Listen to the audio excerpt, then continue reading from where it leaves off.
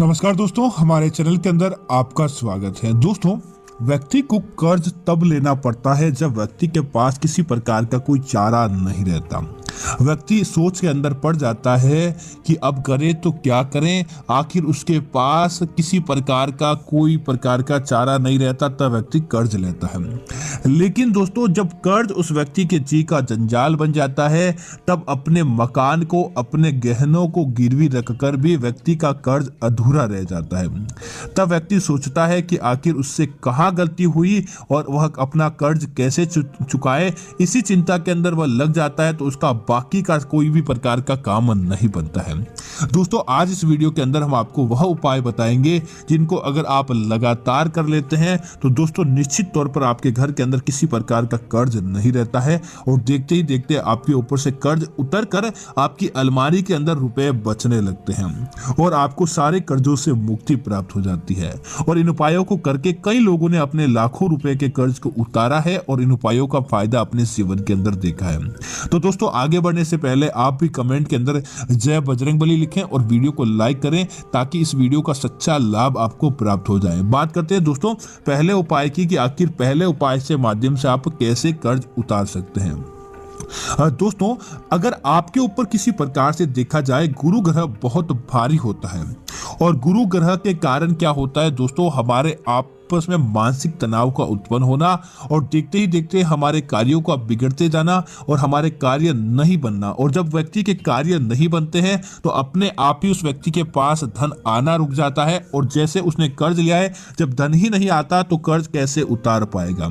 इस कारण गुरु ग्रह को हमेशा अपने जीवन के अंदर व्यक्ति को प्रसन्न रहना चाहिए। तब व्यक्ति क्या करें कि प्रत्येक आप गुरुवार के दिन, प्रत्येक शुक्रवार के दिन आप नियम बनाए, आपके आसपास जो भी छोटे छोटे पशु पक्षी आते हैं या फिर आपके आसपास चिड़िया आती है, कबूतर आते हैं, तो इस विधि के द्वारा आप उन्हें चुगा दीजिए। निश्चित तौर पर आपका कर्ज उतर जाएगा। आपको क्या करना चाहिए, गुरुवार या शुक्रवार, महीने के एक दिन ही आपको करना है। गुरुवार या शुक्रवार के दिन बाजार से मोटा अनाज जो कि चिड़ियों को सबसे अच्छा लगता है, ज्वार, बाजरा या फिर आपके आसपास कोई मोटा अनाज होता है तो वह आप लेकर आ जाएं। उसको लेकर आने के बाद आप क्या करें कि आपको उसमें अंदर थोड़ी सी हल्दी मिला देनी चाहिए।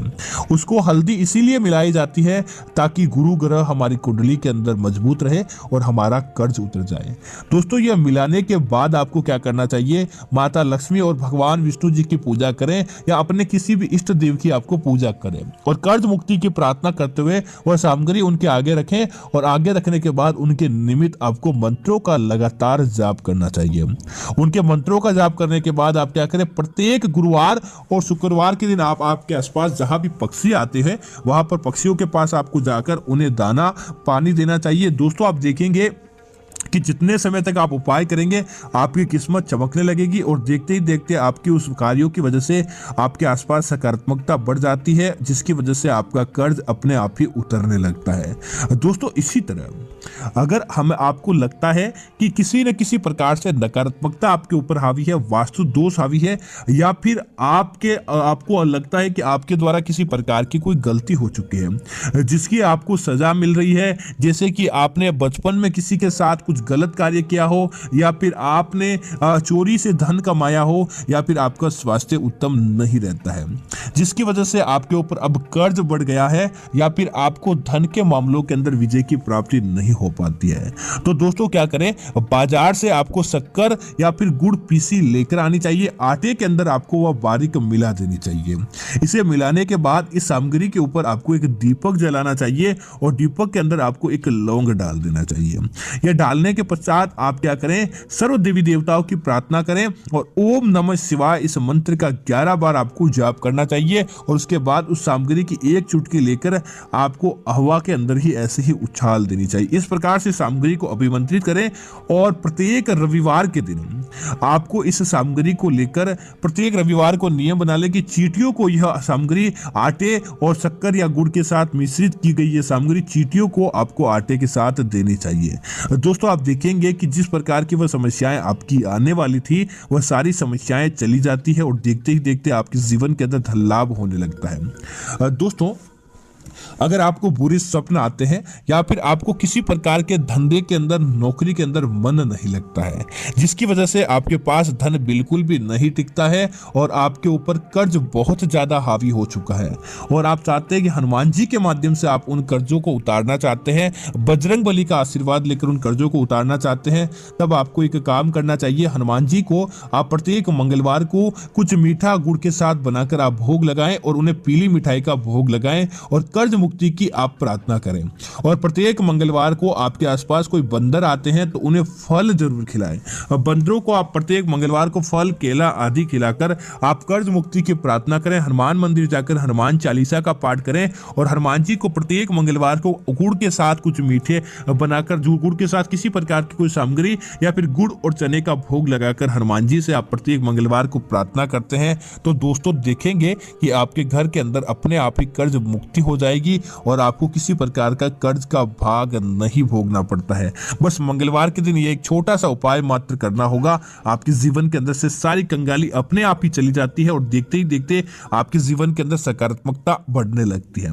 दोस्तों इसी तरह अगली चीज की बात करें तो दोस्तों वैसे तो साधारण है, लेकिन दोस्तों कई बार लोगों के जीवन के अंदर देखने को मिलता है शनि ढैया या शनि साढ़े साती होती है। अगर आपके जीवन के अंदर भगवान शनिदेव की वजह से किसी प्रकार की समस्याएं चल रही है, शनि ढैया का आपको सामना करना पड़ता है, शनि साढ़े साती का आपको सामना करना पड़ता है और शनि देव की आप सकारात्मक दृष्टि चाहते हैं, आप चाहते हैं भगवान शनिदेव के माध्यम से आपके जीवन के अंदर से कर्ज चला जाए, तो आपको साधारण है, कोई विशेष प्रकार का खर्च नहीं है। आप क्या करें, शनि मंदिर को आपको प्रत्येक शनिवार को शनि मंदिर या भगवान शनिदेव को याद करना चाहिए। उसके बाद क्या करें, सरसों का तेल लें और सरसों के तेल का आपको अपने घर के अंदर एक दीपक जलाना चाहिए। उसके निमित्त आप रोटी लें या फिर कोई बिस्किट लें, उनको दीपक के ऊपर से 7 बार घुमाएं और घुमाते समय ओम स शनिचराय नमः, ओम स शनिचराय नमः इस मंत्र का आपको लगातार जाप करना चाहिए। दोस्तों उसके बाद वो अभिमंत्रित की गई रोटी या फिर अभिमंत्रित किए गए बिस्किट, आपको आसपास कोई भी कुत्ता मिलता है,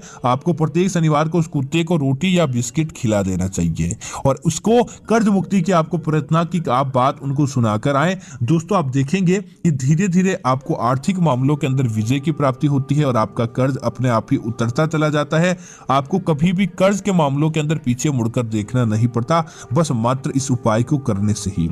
अब दोस्तों अगली चीज की बात करें, सर्व देवता की प्रिय और सर्व देवता को आप प्रसन्न करना चाहते हो और सर्व देवता के माध्यम से आप आशीर्वाद चाहते हैं कि आपका कर्ज उतर जाए, तो दोस्तों सबसे उत्तम और सबसे सरल तरीका है गोमाता के माध्यम से।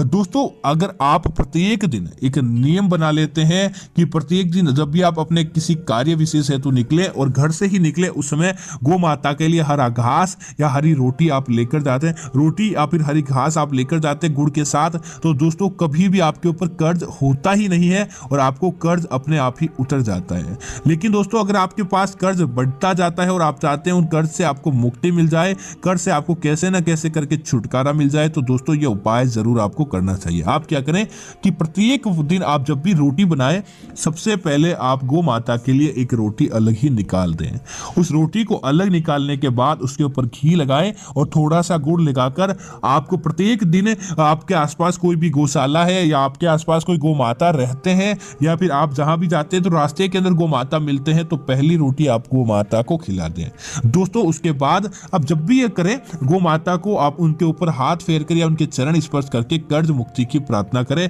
और धन आगमन की प्रार्थना करें। आप देखेंगे कि देखते ही देखते आपके जीवन के अंदर से कर्ज किस प्रकार चला जाता है, आपको वह कर्ज कभी भी परेशान नहीं करता है। दोस्तों जब आपको लगता है आपका मन नहीं लगता है, आपके कार्य बिगड़ते जाते हैं और आपको कभी भी उन कार्यों के अंदर सफलता प्राप्त नहीं होती और आप किसी न किसी रूप से बस आप कार्यों के अंदर सफलता देखना चाहते हैं, तो दोस्तों आपको यह उपाय भी जरूर करना चाहिए।